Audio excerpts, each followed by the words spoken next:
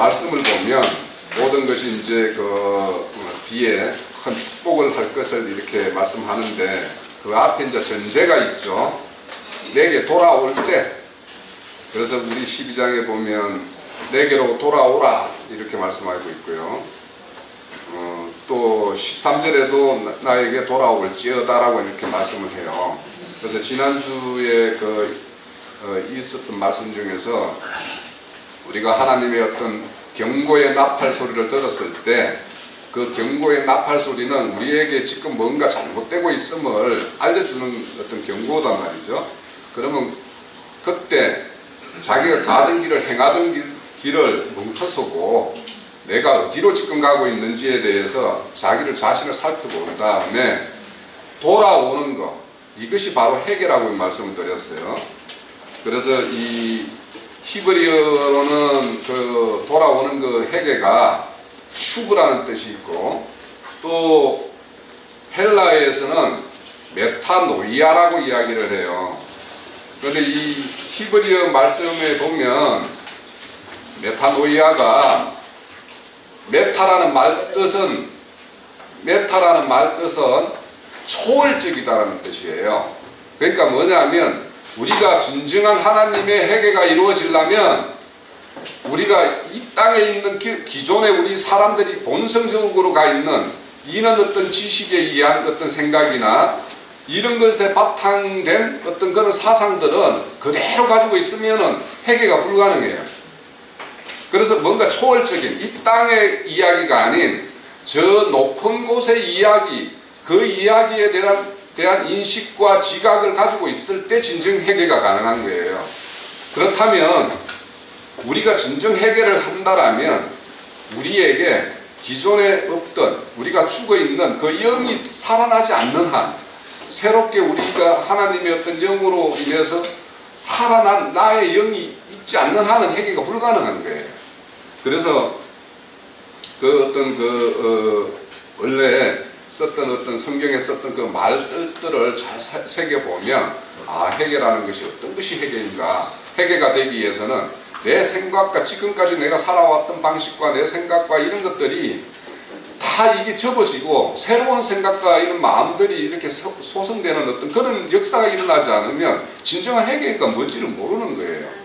그러니까 우리가 일시적으로 뭔가 남들의 어떤 책망을 들었을 때 나의 어떤 마음에 조금의 찔림이 있을 수는 있어요. 그런 찔림이 잘못되면 자책하는, 자기 자신을 자책하는 걸로 가게 되면 우리 예수의 제자 중에서 가룟 유다 같은 경우는 자기 자책으로 됐죠. 그게 회개가 아니라. 그렇게 되면 실질적으로 하나님이 이렇게 말씀하시는 뒤에 이렇게 다시 회복해 할 것. 그래서 예전에 자기들이 누리고 했던 이런 것들 다 회복되는 이런 역사들을 본인이 그걸 누릴 수가 없어요. 그래서 우리가 지난주에 어떤 말씀의 중심은 우리가 경고를 들었고 그에 따라서 돌이켜서 주께로 돌아오는 것이 회개다. 그래서 그거에 대한 말씀을 나눴고, 그렇게 하기 위해서는 13절에 보면 옷을 찢지 말고 마음을 찢어야 된다라고 이야기를 해요. 그래서 이 마음을 찢는다라는 게 이 말이 또 이제 이게 조각내다라는 뜻이에요. 자기 생각들이 한꺼번에 팍 깨져가지고 모든 것이 그냥 가루처럼 되면 얼마나 좋겠어요. 그런데 그게 그렇게 안 되니까 쪼개져서 그게 그런 시간이 걸리는 거예요. 이게 완전히. 그래서 그렇게 되는 데까지 우리가 하나님의 어떤 그런 다루심이 있어요. 그런데 여기 보면 우리 17절에 자료를 보기 전에요. 17절에 보면 주의 기업이라고 그러죠. 주의 기업이 누구예요? 주의 기업은 우리의 기업은 예수 그리스도가 우리의 기업이지만 주님은 우리가 그분의 기업이에요. 네? 그러니까 주님의 기업, 그러니까 우리들이 하나님의 근속에 속한 하나님의 자녀라면 하나님이 우리도 부모로서 이제 자식을 키우면 가장 가슴 아픈 게 뭐냐면 내 자식이 남들에게 손가락질 당하고 뭔가 이런 일을 당해야 되는 어떤 그런 상황이 되었을 때 부모 마음은 가장 아픈 거 아니에요. 지금 이걸 말씀하고 있는 거예요. 그러니까 하나님의 어떤 우리의 어떤 심정을 헤아리고 우리를 좀 불쌍히 여기고 우리를 용서해 달라는 가장 간절한 기도는 주님의 자녀인 우리가 남들에게 이렇게 조롱당하고 욕을 보는 이런 상황이 되었습니다. 그렇게 되면 뭐라고 그래요? 그 17절에 보면 너희 하나님이 어디 계시냐 이렇게 묻는다라는 거예요. 그러면 이런 말들이 하나님이 가장 싫어하고 하나님이 가장 모욕으로 생각하는 것이 이런 거예요. 그래서 우리가 기도를 할 때 대부분의 뒤에 이제 이 요엘서를 지나서 이렇게 선지서를 이렇게 보다 보면 주님의 자녀가 이렇게 다른 이방 나라에 의해서 이렇게 조롱당하고 핍박당하고 이렇게 하는 거 이런 걸 보면 저들이 하나님 너희 하나님이 있으면 이렇게 너희들을 이렇게 이런 처지로 이렇게 하시겠냐라고 묻는다라는 거예요. 그래서 이 시편이나 이런 시편이나 이런 데 내용을 봐도 이렇게 주의 자녀된 그 다윗이 이렇게 하나님으로 이방으로부터 이렇게 조롱당하는 거 이런 것들에 대해서 나를 건져 주시옵소서. 적들이 나를 에워쌌습니다. 뭐 이렇게 이야기하는 것들 그런 것들이 많이 나오죠. 예. 그리고 이제 18절에 보면 그때에 이렇게 강구하고 할 때에 그때 여호와께서 자기 땅을 극진히 사랑하는 마음에 이렇게 돌이킨다라는 거예요. 하나님. 그러니까 우리가 먼저 하나님 편으로 돌이키면 하나님도 우리 쪽으로 마음을 돌이켜서 서로 이제 다시 연합을 이루는 이런 것이 되는데 그때 그러니까 위에 같이 서로 마음을 열어서 금식일을 정해서 다 성회로 모여서 모든 백성이 모여서 주 앞에서 주의 기업이 이렇게 조롱당하는 것들 그래서 이방인들이 너희 하나님이 어디 있느냐 이렇게 물을 때 이런 것들에 대해서 주님 이거는 너무도 모욕적이고 하나님의 이름을 욕되게 하는 것입니다 라고 이런 것들로 이야기될 때 그때 이제 돌이켜서 하나님께서 불쌍히 여기신다는 거예요. 그렇게 하고 19절에는 보면 이제 곡식과 새 포도주와 기름을 이렇게 회복해 주시겠다라고 말씀하는 거예요.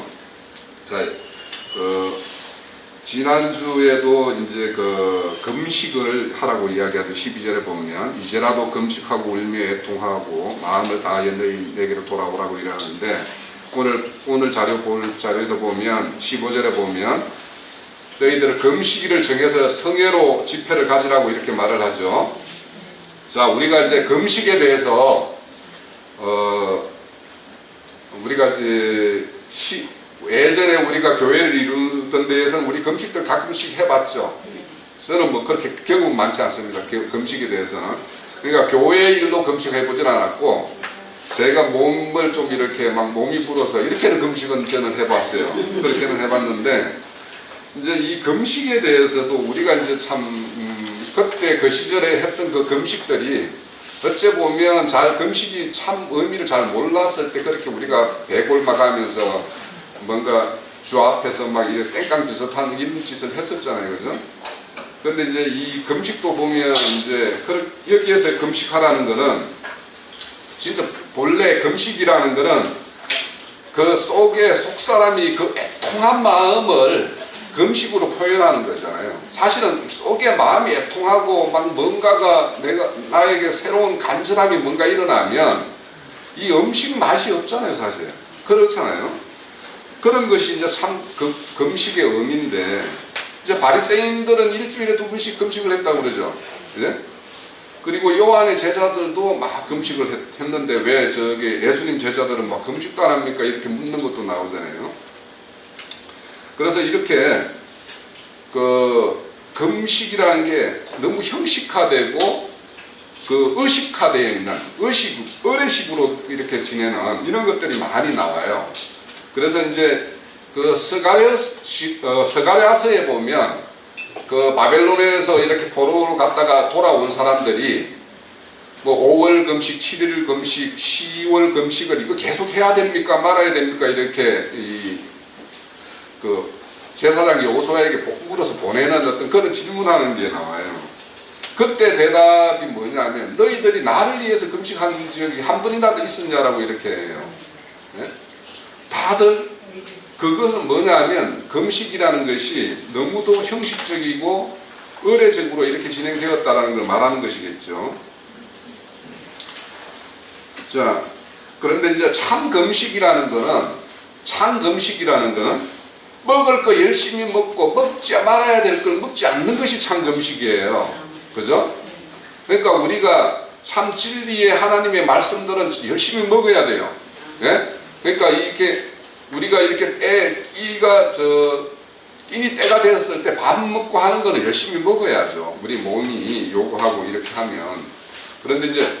그런데 진정한 금식은 하나님의 말씀이 어떤 진리의 말씀으로 먹는 거는 참 우리는 이렇게 늘 즐겨 먹어야 되고 시시때때로 먹어야 되는 것이지만 먹지 말아야 될 그런 종교적 의례식으로 행하는 이런 것들은 먹지 말아야 되는 거예요. 그리고 이제 이사야서에도 보면 이제 이사야서 58장에 보면 금식에 대해서 나와요. 금식에 대해서 나오는데 거기에 금식에 대해서 잘 설명이 되어 있는데 거기에 보면 줄인 자에게 먹을 것이 주는 것이 금식이라고 이야기를 해요. 그러니까 만약에 진짜 끼니 때가 막 이렇게 없어서 이렇게 배를 굶고 있는 사람에게 먹을 것을 주는 것도 금식이에요. 그런데 진정 말씀의 갈급함을 느끼는 사람에게 우리가 말씀을 이렇게 건네줄 수 있는 것들, 이런 것들을 우리가 장비해서 있어서 이 사람이 이런 말씀에 대해서 갈급하구나 할 때 그때 그 사람에게 내가 하나님의 말씀을 전개해서 전달해 주는 것, 이것이 참 금식이라고 이야기하는 거예요. 그래서 우리가 금식이라는 것도 잘 이렇게 생각을 해봐야 되고, 이제 그 금식에 보면 이세벨이 나봇의 포도원을 뺏기 위해서도 금식을 하라고 이야기를 해요. 그런데 이제 그렇게 해서 아합이 아합이 나봇의 포도원을 이렇게 쟁취한 다음에 그것을 악한 그들의 죄를 엘리야가 가가지고 그 죄를 정죄를 해요. 아합에게 너희들이 이렇게 해서 너희들 하나님의 그 형벌을 받을 것이다라고 이야기했을 때 이 아합이 금식을 하면서 막 회개를 해요. 회개를 하는 게 나와요. 그때도 금식을 해요. 아합도. 그러면서 하나님이 이것을 연락을 해요. 이거를. 그러니까 아합이 진정 그것을 회개를 그 당시 금식하면서 나름의 회개를 했기 때문에 하나님이 그 당시 그 금식의 일은 하나님이 받으셨겠죠. 그래서 아합을 바로 형벌을 집행하지 않고 아들 때에 가서 집행을 해요. 그래서 이 아합 오므리 왕조가 그 아들 요람 시대 때 완전히 그 왕조가 멸망을 당하거든요. 그러니까 이렇게 진정한 금식이라는 것은 하나님의 어떤 마음을 이렇게 헤아릴 수도 있게끔 하시고, 또 그분의 어떤 우리가 읽었던 것처럼 자비와 긍휼을 이렇게 이끌어내기도 해요. 그래서 이 금식이라는 것을 우리가 좀 성경에서 말하는 금식의 의미대로 그렇게 하는 것은 우리에게 늘 필요한 것이죠. 왜냐하면 우리가 완전한 사람이 아니기 때문에 해결을 해야 될 일이 너무도 많은 일들이 우리는 일상에서 일어나고 있기 때문에, 그래서 진정한 성경적 의미로서의 어떤 해결을 우리는 늘 해야 되는 사람들입니다. 자, 준비된 자료 말씀을 볼게요. 요엘서 15장에서 15절에서 17절까지의 내용인데요. 여기에 보면 금식일을 정해서 성회로 소집하라고 그래요. 근데 이 성회라는 말 자체에는, 이 말 자체로 보면은 거룩한 모임이잖아요. 그죠? 거룩한 모임인데, 이 말이 온 것을 보면, 그 원어를 추적해 보면, 막다라는 뜻이 있어요. 이 성회가 이루어지려면, 기존에 자기들이 나아가는 것들이 막아져야 되는 거예요. 그러니까, 기존에 했던 것들은 만약에 이 성회를 모이려면 우선적으로는 이렇게 모이려면 자기가 일상생활을 뭔가 했던 것들이 있잖아요. 오늘 내가 뭔가를 계획했던 일이 있고 그것들을 그만둬야지만 이 모임에 참석이 가능하겠죠. 그렇지만 진정한 의미의 성회가 되려면 자기의 어떤 생각과 마음들이 우리가 여러 가지로 나눠져 있는 어떤 이런 것들이 있잖아요. 이런 것들이 다 차단되어서 다들 한 마음으로 이렇게 모여졌을 때가 성회가 된다라는 의미가 있어요.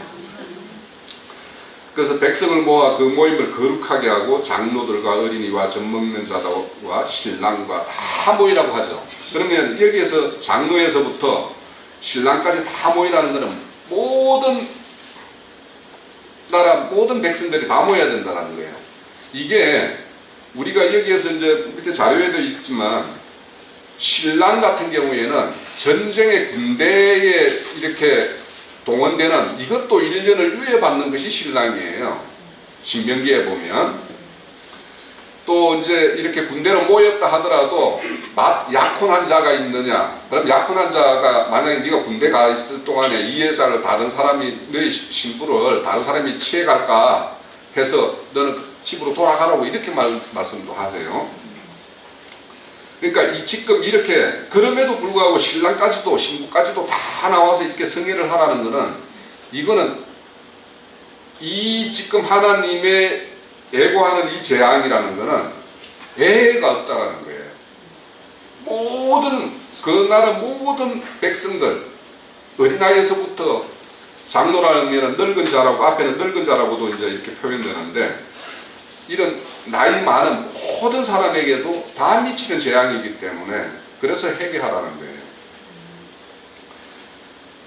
그래서 여호와를 섬기는 제사장들은 낭실과 제단 사이에서 울며 기도하라고 그래요. 그러니까 이 제사장이라는 그 직분이라는 게 결국에는 백성과 하나님 사이에 그 중재인을 담당하는 것이 제사장이거든요. 그래서 이 제사장인 이 낭실과 제단이라는 것은 뭐냐 하면 제단은 번제물을 태우는 곳이죠. 그리고 낭실은 성전에 들어가는 성막으로 들어가는 이제 성전이라면 성전으로 들어가는 바로 현관이에요. 현관. 그러니까 제단과 그 성전 사이에서 제사장들이 이렇게 자기 백성들을 위해서 이렇게 기도하라고 말하는 거예요. 그런데 여기서 보면 이제 가장 핵심이 아까 말씀 나눴지만 이방인들이 그들의 하나님이 어디 있냐 이렇게 말하는 거. 이런 지금 이 상황이 만약에 하나님께서 하나님이 계획하셨던 모든 것들을 그대로 집행을 하면 이방인들이 너희 하나님이 있다면 어떻게 이런 재앙이 너희들에게 이렇게 응할 수가 있겠냐 이렇게 하지 않겠습니까? 라고 하는 걸로 하나님 마음에 하나님의 가장 약한 부분을 이렇게 톡 건드리는 이런 기도를 하는 거예요. 가만히 보면 그 하나님의 어떤 응답의 기도를 이끌어내는 데에는 하나님의 가장 약한 부분을 이렇게 잡고 이렇게 하는 기도예요. 그러니까 하나님의 자녀를 이렇게 아무리 아버지가 이 아들이 이렇게 뭔가를 좀 잘못을 저질렀다 하더라도 아들을 이렇게까지 할 수 있으십니까? 남들이 네 아버지 맞냐라고 이렇게 묻지 않겠습니까? 이런 걸 이렇게 기도 제목으로 할 때 하나님이 가장 약해지는 거예요. 자, 여기에 보면 이제 전번에도 말씀드렸듯이 이제 나팔을 불고 거룩한 금식일을 정하라고 그러는데 이 지금은 이제 이 나팔을 부르라는 것은 그 나팔을 부는 것에 대해서 몇 가지 경우가 있다고 그랬죠. 절기 때나 그 대속죄일 때, 또 희년일 때, 또 전쟁에 일어나는 어떤 긴박한 상황일 때, 그리고 이런 비상시국일 때, 이럴 때 이제 나팔을 분다고 그랬는데 지금의 이 나팔은 비상시국이라는 거죠. 그래서 비상시국에 이렇게 나팔을 부르게 되었어요.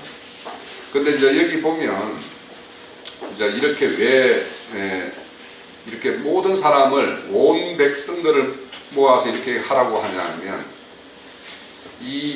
우리가 이렇게 징벌을 당할 때 우리 그 계시록에도 보면 18절에 보면 바벨론 성에 대해서 하나님이 징계를 하실 거 심판을 하실 거잖아요. 근데 거기에 내 백성들아 거기서 나오라고 그러잖아요. 왜냐하면 징벌을 집행할 때는 거기에 그 무리 속에 있으면 한꺼번에 심판을 해버리기 때문에 그 심판을 벗어날 수가 없다라는 거예요.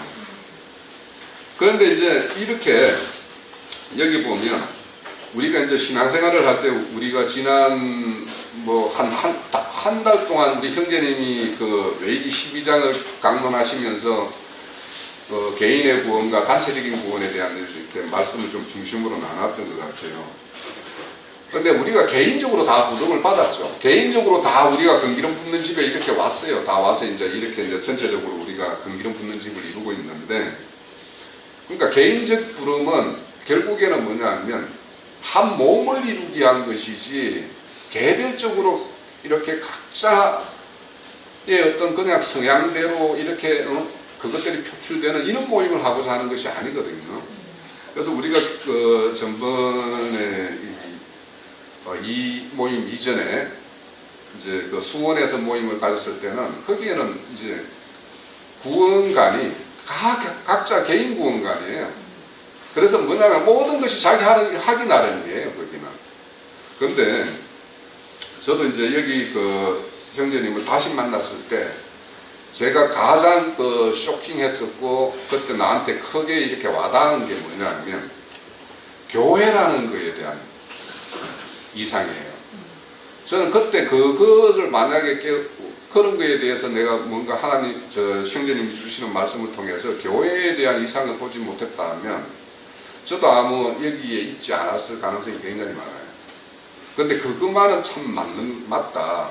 왜냐하면 그리스도의 몸된 교회를 이루는 것이 목적이지 각자 잘난 사람들 만들어서 막 이렇게 하는 것이 하나님의 목적이 아니기 때문에, 그래서 그 부분에서 너무도 큰 차이였기 때문에. 근데 제가 여기 왔을 때 왜 나는 그러면 이런 개별적인 생각과 이런 것들에 대해서 지금까지 이렇게 추구해 왔었는데, 지금 내 속에 있는 것들은 개별적인 요소가 너무 많은 거예요. 그래서 이제 그런 것들로 인해서 형제님하고 어떤 면에서는 뭐 좀 달리 생각도 하고 막 이랬던 것이 있었어요. 그런데 이제 이것이 교회라는 어떤 전체적인 어떤 그런 개념을 제가 이제 완전히 정립하고 나서부터는 우리 각자의 어떤 그 모난 부분들이 이게 다듬어지지 않으면 결국에는 내 신앙은 허상이구나라는 걸 저는 생각을 했었어요. 그래서 우리가 이렇게 단체적으로 성회로 모여서 이렇게 하는 일에 대해서는 우리가 각자의 마음들을 좀 이렇게 다스려야지만이 이렇게 전체적인 어떤 그 마음을 모으는 일이 가능하다라는 걸 좀 말씀드리고 싶고. 자, 우선 그 보면은 자료 1페이지 그 밑에 마지막 하단부에 보면 낭실과 제단 사이에서 제사장들이 이렇게 기도를 하는데, 여기가 뭐냐면 제사장의 뜰이에요. 결국에는 제단과 낭실 사이가. 거기에서 이제 그 제사장들이 기도를 하는데, 기도 제목은 딱 3가지예요. 주의 백성을 궁휼히 여겨주시라는 거, 그리고 주의 기업을 욕되게 하여 열국들이 이렇게 그들을 가난하게 하는 거. 그러니까 결국에는 이게 이제 온전히 돌이키지 못해가지고 북이스라엘은 아수르의 어떤 통치를 받게 됐고, 남유다는 바벨론의 이방의 가나를 받게 되었죠. 그리고 3번째는 그들이 힐문하는 것. 그래서 너희 하나님이 어디 있겠느냐 하는 이런 말로 하나님을 욕되게 하는 이런 일이 없게끔 해달라고 하는 이 기도를 해달라는 거예요. 그래서 이제 그와 같은 동일하게 이렇게 힐문당하는 이런 거에 대한 어떤 말씀들이 몇 군데 그 자료를 찾아놨어요. 시편에도 있고요. 시편 79편 9절에서 10절에 보면 우리 구원의 하나님이여 주의 이름을 영광을 위하여 우리를 도우시며 주의 이름을 위하여 우리를 건지시며 우리 죄를 사하소서. 어찌하여 열방으로 우리 하나님이 어디 있느냐 말하게 하리이까. 주의 종들의 피 흘림 당한 곳을 우리 목전에 열방들의 중에 알리소서. 이렇게 기도를 하죠. 여기 보면 하나님의 일하심이 하나님의 영광을 위해서 일을 하시는 건데, 만약에 이렇게 이방인들이 힐문을 하는 일이 생기면 이게 하나님의 영광이 되겠습니까? 하는 거예요. 그래서 우리가 부족하지만 하나님이 이방인들이 역시 저들은 하나님의 보호를 받는 하나님의 백성이구나 라고 여기게끔 그렇게 하나님의 간용을 베풀어 주십시오 하는 이런 기도를 하고 있는 거죠. 그래서 하나님의 이름을 욕되게 하는 것, 이거는 가장 문제는 뭐냐면 하나님의 약속을 믿지 않는 것이 하나님의 그 가장 욕되게 하는 거예요.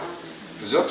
그래서 이제 이렇게 기도하는 입장에 있는 사람은 지금 하나님의 어떤 약속을 그릇되게 행하는 어떤 일이 있을 수 있어요.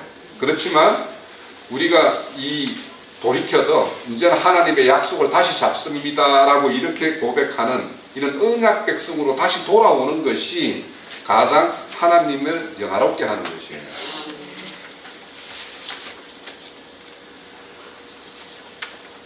또 시편에 똑같은 이렇게 115편에도 있는데 그래서 이렇게 제사장들은 백성과 대표자들 백성을 대표하는 자로서 하나님의 어떤 제사를 지내는 자들이었고 또 백성을 이렇게 하나님에게 중재하는 역할을 하기 때문에 이렇게 제사장들이 돌이켜서 회개하고 기도하고 하나님의 긍휼을 구하는 것이 굉장히 중요하다는 거예요. 자, 그러면 우리 스스로가 우리는 택한 족속이고 왕같은 제사장이고 그의 소유된 백성이죠.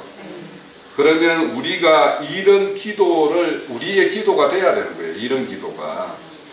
그래서 우리는 누구의 어떤 제사장의 기도를 이렇게 중재해서 듣는 입장이기도 하죠. 네? 왜냐하면 성령님이 우리를 이렇게 중재하시는 어떤 그 일을 수행하지만 우리는 또한 이런 중재하는 어떤 기도의 자리에 있는 사람들이기도 해요. 그래서 이런 기도를 하는 것은 결국에는 내가 거기 보면은 이어지는 말씀이 뭐냐면 그 베드로전서 2장 9절에 그렇게 난 택한 백성인데 그 사람들이 나를 왜 불렀다고 그래? 어두운 빛에서 불러내서 어두움에서 불러내서 빛으로 들어가게 하신 그분의 일을 선전하게 하기 위해서라고 그러죠.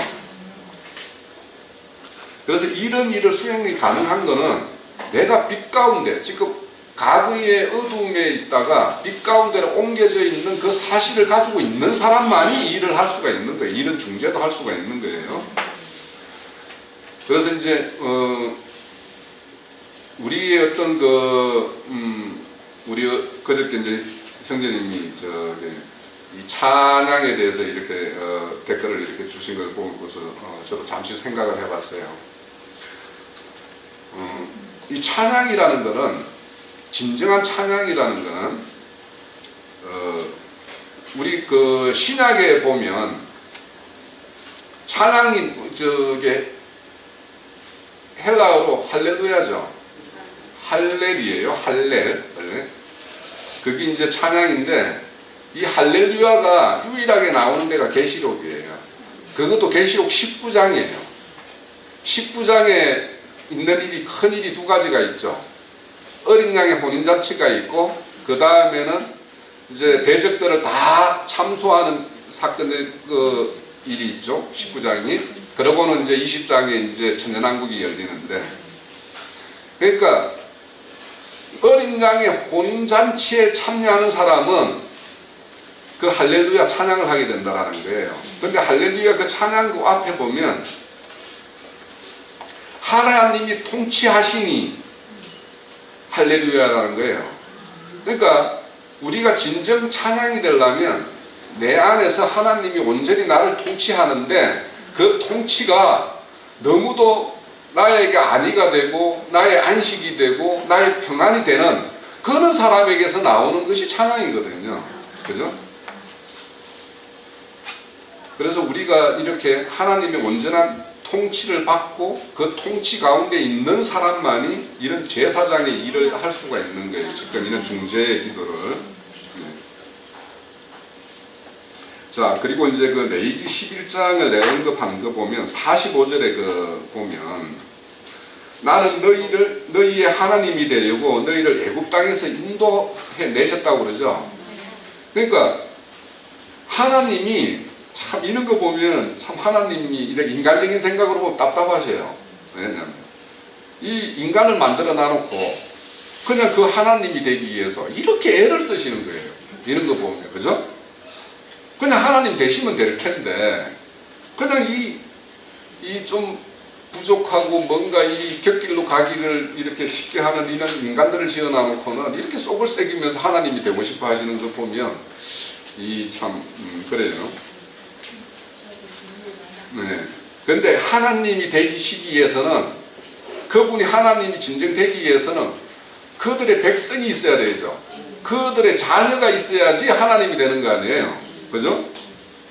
왜냐하면 무사람들에게 하나님을 모르는 사람들은 하나님이 계시는지 안 계시는지 그분이 어떤 분인지 이런 거에 대해서 아무것도 모르잖아요.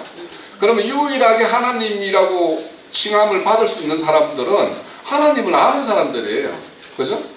아는 사람들인데 그게 진정 하나님이 하나님다워지려면 그에 맞는 백성다운 백성이 나와야지만이 하나님다운 하나님이 되는 거죠.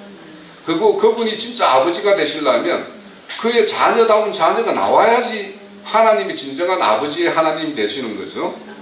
그래서 우리가 어떤 하나님의 일하심은 그의 백성과 그의 자녀를 산출하는 건데 그러려면 그에 맞는 그분이 거룩한 백성이 나와야 되는 거예요. 그래서 하나님이 우리를 부르신 것은 데살로니전서 4장 7절처럼 그분이 우리를 부르신 것은 우리를 거룩하게 하시기 위해서예요. 그러면 이제 우리 스스로가 이 거룩한 것은 이 분별되다라는 것인데 세상과 분명히 분별돼야 되겠죠.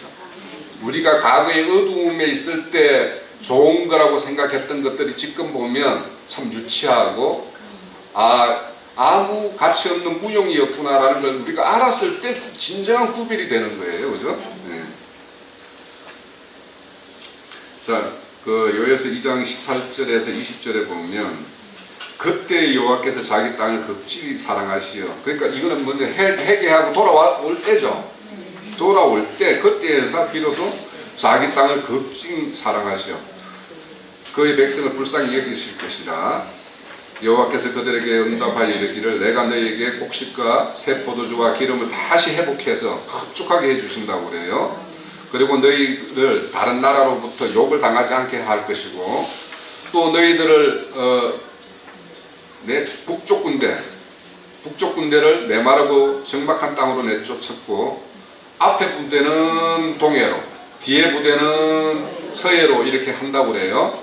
그래서 상한 냄새가 이르게 하고 이렇게 큰 일을 행하실 거라고 그래요. 자, 여기 보면 이제 우선 이 부대를 동해로 이렇게 몰아넣고 또 서해로 이렇게 몰아넣는 거는 우리 그 군대 귀신 있죠. 군대 귀신들이 대지에게 들어가서 바다에 뛰어들어서 몰살시키거죠. 그러니까 그 바다에서는 뭐냐면 상한 냄새가 푹푹 악취가 이렇게 풍긴다라는 거는 아니에요. 그죠? 그러면 오늘날 이렇게 보면 이 하나님이 동원한 군대가 이렇게 동해바다로 서해바다로 이렇게 뛰어들어가지고 상한 악취를 품는 것이 오늘날 이런 것을 우리가 악취를 느낄 수가 있죠. 그죠? 요즘에 들려오는 소식들 보면 싹 다 뭐 이런 악취 품기는 냄새밖에 없잖아요. 그죠? 그러니까 교회들이 다 세상이 되어가지고 교회를 통해서 나오는 악취는 사실은 이거 실상은요 우리가 겉으로 드러나는 거는 큰 사건이 됐기 때문에 우리가 이런 뉴스를 통해서 이렇게 듣지 우리가 알지 못하는 소리 소문 없는 작은 교회 속에서는 어떤 일이 벌어지고 있는지 우리는 알지도 못할 정도예요. 그래서 그런 어떤 실상들이 실질적으로 일어나고 있고 그러니까 하나님이 그 군대는 다 버린 군대라는 거죠. 결국에는. 자, 지극히 사랑하시어 이렇게 이제 행하신다고 그러는데 이게 이제 지극히 질투한다라는 뜻이에요. 결국에는. 뭐 누구를 질투하느냐? 자기 백성을 좀 이렇게 이렇게 막대기로서 이렇게 쓰려고 이렇게 했는데 얘들이 막대기로 쓰인 게 아니라 막 몽둥이로 쓰임을 대죠, 그죠? 그래서 자기 백성들을 너무도 탈취하고 핍박하고 이런 거에 대해서 이제 질투를 느끼는 거예요. 그래서 그들에게 응답을 하는 걸로 동해 바다로 서해 바다로 다 이렇게 쫓아내고 다른 땅으로 쫓아내고 이렇게 하시는 것을 하나님께서 하신다라는 거예요. 그 하나님이 자기 백성을 핍박하는 것은 잠시 징계하기 위해서 그들을 이렇게 다시 바로게 하기 위해서 이렇게 동원된 어떤 군대들이 자기 자녀들을 너무도 지나치게 이렇게 대하는 것에 대해서는 하나님이 반드시 질투하시고 그들에게 그에 합당하게 응벌하시고 또 자기 백성들은 다시 회복해 하시는 것이 바로 이렇게 자기 백성들이 이제는 돌이켜서 돌아올 때 그때 왜냐하면 그렇게 보낸 것도 그들을 바로 돌아오게 하기 위해서이기 때문에 돌아올 때 일어날 일에 대한 어떤 말씀들이에요. 그 뒷페이지 3페이지 보면 에스겔서를 한번 볼게요. 39장에 보면 39장 25절에서 26절에 보면 그러므로 주 여호와께서 이같이 말씀하셨느니라 내가 이제 내 거룩한 이름을 위하여 열심을 내어 야곱의 사로잡힌 자를 돌아오게 하며 이스라엘 온 족속에게 사랑을 베풀지라 그들이 이 땅에 편안히 거주하고 두렵게 할 자가 없게 될 때에 부끄러움을 품고 내게 범한 죄를 뉘우치리라. 그러니까 이 진정한 뉘우침이라는 것은 이렇게 돌아와서 하나님이 다시 이런 은덕을 베풀어서 그들이 안전하고 평화롭게 거주할 때 과거의 자기 죄에 대해서 부끄럽게 여기고 온전히 해결을 한다라는 거예요. 근데 이제 여기 보면 이제 사로잡힌 자들 그러니까 사로잡아서 이스라엘을 이렇게 이방 나라가 이렇게 다스리게 하지만 궁극적으로는 그들로부터 하나님이 오히려 자기 백성을 보호하게 하는 일을 하세요. 그게 이제 대표적으로 뭐냐 하면 우리가 이 남유다가 바벨론이 그 페르시아한테 멸망을 당하죠. 바사에게 멸망을 당했을 때 바사 왕 고레스 칙령에 의해서 유다 백성이 이렇게 돌아오게 하셨죠. 하나님이 그렇게 했고 그러고 이제 결국에는 뭐냐면 고레스는 이방 나라 왕 아니에요. 이방 나라 왕이지만 하나님 백성을 오히려 이렇게 보호하고 돌아오게끔 이렇게 하시는 일을 하나님께서 하시는 거죠. 그리고 이제 그 에스더서에 보면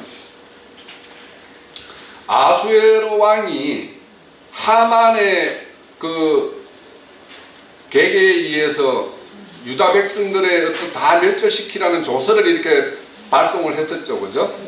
그런데 이거를 모르드게와 에스더가 이 하만의 어떤 기만수를 하나님에게 직구해가지고 하나님이 이 다른 또 조서를 보내서 유다 백성을 다 살리게 하시는 일을 행하셨죠. 이 일도 하나님이 하시는 일이죠, 그죠?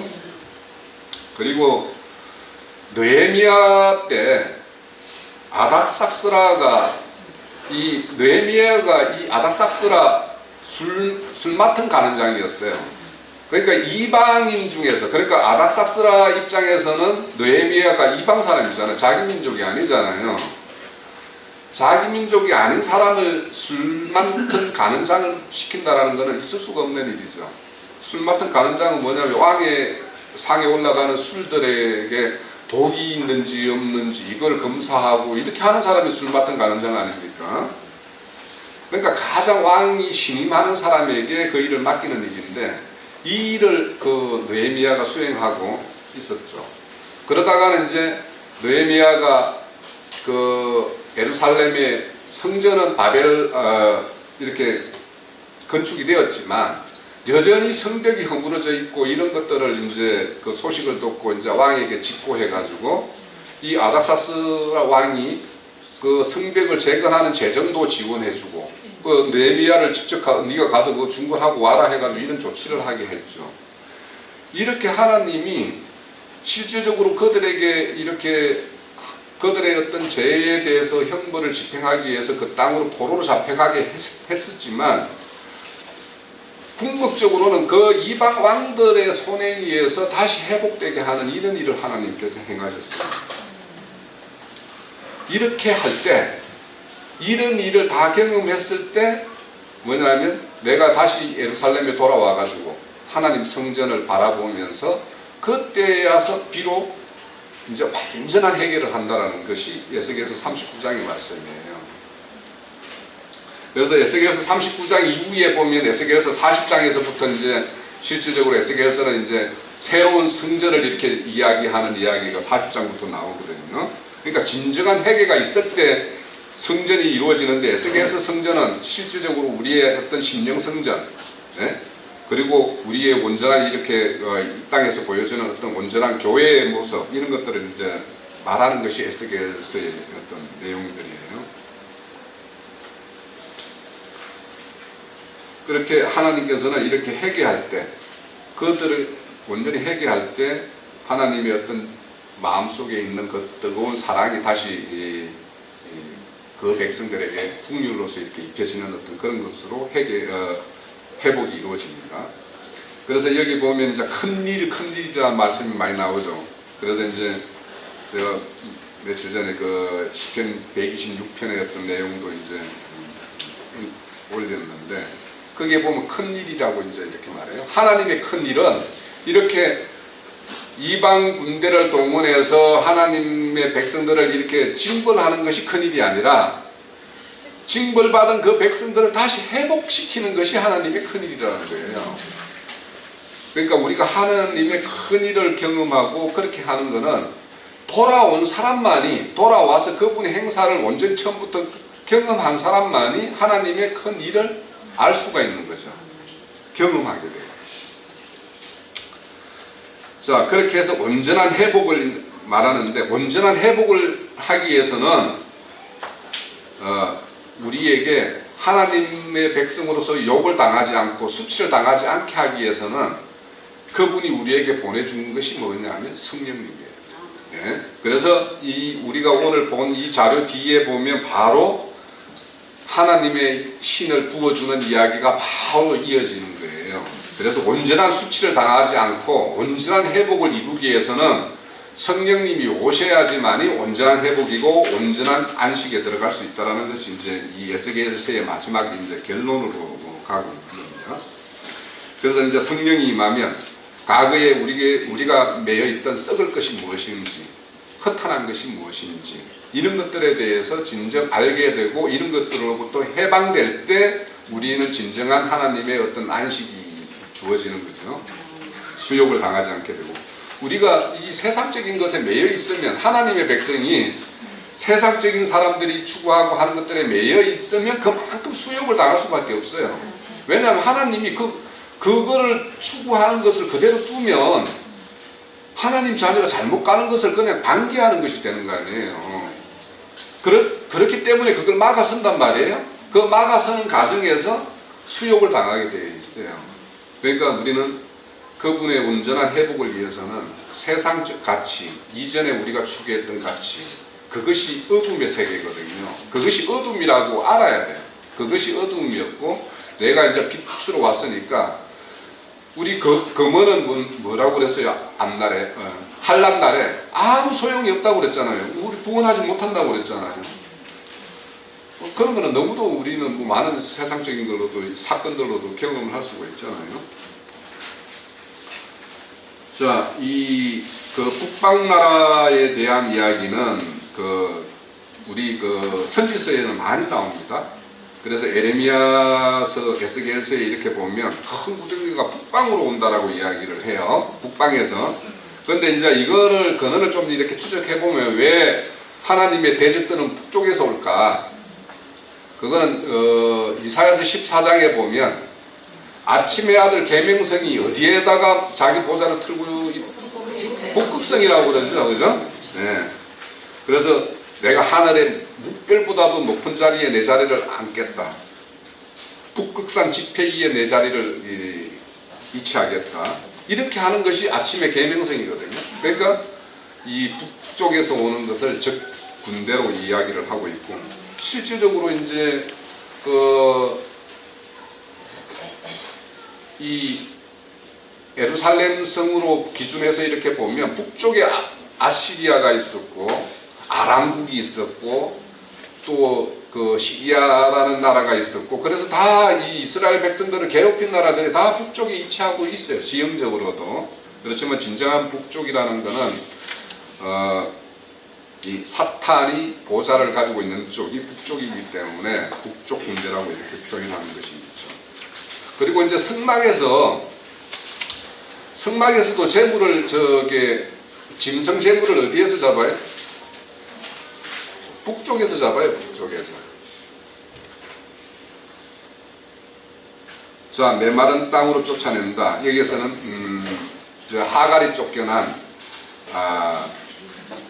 하갈이 쫓겨나서 머문 바란 강야를 이야기하는 걸 상징해요. 마르고 적막한 땅을.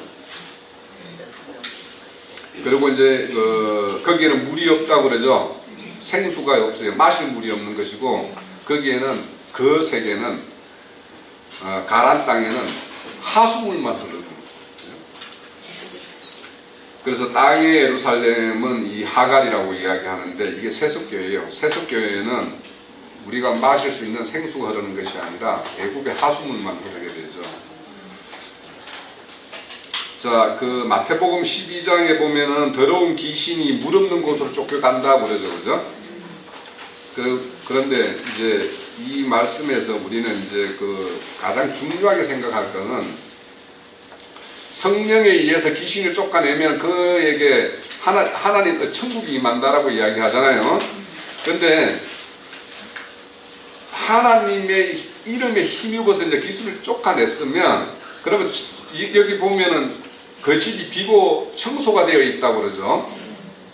그런데 청소하는 것이 중요한 것이 아니에요. 우리가 이 교회 생활을 하면은 우리의 어떤 과거의 어떤 행석들에 대해서 회개하고 이렇게 돌이키는 게 있는데, 그런데 그렇게 돌이키고 하는 것들이 이제 청소하는 일이에요. 그래서 그걸 이제 제사함이라고 흔히 이제 교리적으로 말하면 이제 제사함이라고 그러는데, 제사함을 받으면 그 다음에는 참신을 영접하는 것이 제일 중요해요. 그런데 우리가 참신을 영접하는 것이 아니라 세상에는 거짓신이 너무도 많이 이렇게 출현해 있기 때문에 우리가 만나는 것은 거짓신이 더 많아요. 우리가 과거에 만났던 신들, 우리가 교회를 이루었던 이런 교회들의 모습들에서 우리 다 거짓 것들을 너무 많이 경험을 했잖아요. 그러니까 참신을 영접하는 것이 훨씬 중요해요. 그런데 만약에 참신이 아닌 신이 영접하면 7 귀신이 들어온다라는 거예요. 그러니까 예전에는 한 귀신이었는데 7 귀신이라는 거는 7이라는 건 완전한 거 아니에요. 헤어나지 못하는 어떤 그런 귀신을 영접한다라는 거예요. 그래서 우리는 이런 어떤 하나님으로부터 식김을 받는 거, 깨끗하게 정함을 받는 거, 이것 중요하지만 참신을 섬겨서 우리가 참령에 의해서 통치되고 다스림을 받는 이것이 무엇보다도 중요하다. 자, 앞서서 이제 요엘서에 보면은 이제 바다에 막 시체, 악취가 풍긴다고 그러죠. 이사야서 34장에도 똑같은 말씀이 나와요. 그래서 하나님께서는 이렇게 교만한 군대, 이 하나님이 막대기로 쓰기 위해서 이 동원된 군대가 오히려 하나님의 백성을 자기의 종 삼는다든지 이렇게 하는 것들에 대해서 그거에 대해서 반드시 쟁취한다라고 그러는데, 여기 보면은 이제 내가 이렇게 할 것이다, 내가 이렇게 할 것이다라는 말씀이 계속 나와요. 요엘서에 19장의 2절에서. 그래서 이거는 하나님의 주권이 하나님은 항상 이거는 놓지 않으신다. 그래서 우리의 어떤 신앙 과정에서 뭔가 어려움이 있든 축복이 주어지든 같은 모든 것들이 하나님에 의해서 주어진 것이다라고 생각을 해야지, 돌이킬 일이 있으면 돌이키고 또 감사할 일이 있으면 감사하게 되는 것이에요. 자, 에스겔서 34장 25절에 29절에 보면 이제 회복에 대한 거예요. 내가 그들의 화평의 언약을 맺고 악한 짐승을 그 땅에서 거치게 하리라. 그들을 빈들에 평안히 거하며 숲을 가운데서 잘지라. 내가 그들에게 복을 내리고 내 산 사방에 복을 내리며 때에 따라 소낙비를 내리되 복된 소낙비를 내리리라. 그리한즉 밭의 나무에 열매를 맺으며 땅이 그 소산을 내리니 그들이 그 땅에서 편안할지라. 내가 그들의 멍에의 나무를 꺾고 그들을 종으로 삼은 자들을 손에서 그들을 건져내신 후에 내가 여호와인 줄 그들이 알겠고 그들이 다시는 이방의 노략거리가 되지 아니하며 땅의 짐승들에게 잡혀먹지도 아니하고 편안히 거주하리니 놀랄 사람이 없으리라. 내가 그들을 위하여 파종할 좋은 땅을 일으키리니 그들이 다시는 그 땅에서 기근으로 멸망하지 아니하며 다시는 여러 나라의 수치를 받지 아니할지라. 여기도 보면은 그들이 종으로 삼고 있었다고 그러고 하나님의 백성 위에다 멍에를 막 짊어지고 막 이렇게 학대를 했다라는 거 아니에요. 그러니까 그들에 대해서 여호와께서 하나님이 그들에서 건져내시고 다시는 이방의 노략거리가 되지 않고 이방의 수치거리가 되지 않게끔 하시는 것이 하나님의 어떤 온전한 뜻이고 회복입니다. 자, 시간이 많이 되었는데요. 준비된 자료는 이 정도로 하고 나머지는 다음 주에 이어서 해야 될 것 같습니다. 시간이 너무 많이 되어서요. 그래서 마지막 결론을 내리면 하나님은 여러 가지로 우리에게 각자에게 경고하고 교회에 경고하고 나라에 경고를 보냅니다. 그래서 오늘날 우리나라의 어떤 상황들을 보면 되게 시끄럽잖아요, 그죠? 어제 서초동에 200만이 모였다고 그래요. 그래서 그런 어떤 사건들이 이것들이 실질적으로 어떤 그냥 세상 일의 어떤 사건으로만 볼 것이 아니라 어째 보면 하나님의 어떤 일하심이 이런 표현들로 나타날 수가 있는 거예요. 그래서 이런 어떤 개인적으로 일어나는 어떤 일들에 대해서도 우리가 경계를 삼을 그는 늘 마음이 열려 있어야 되고 또 교회적으로도 지금 이제 미주 집회를 이제 시작을 해서 또 이제 더 많은 형제 자매님들이 모여서 이렇게 교회를 이루는 어떤 그런 축복된 생애가 될 수 있도록 하는 것들이 우리 교회의 지금 이제 당면한 일이고요. 또 나아가서는 이제 우리 하나님의 몸된 교회들이 더 회복되어지는 어떤 이런 일들에 대해서 우리는 나팔수로서의 어떤 역할 이런 것들에 대해서 한 번 더 새겨보는 그런 시간이 되었으면 합니다. 네.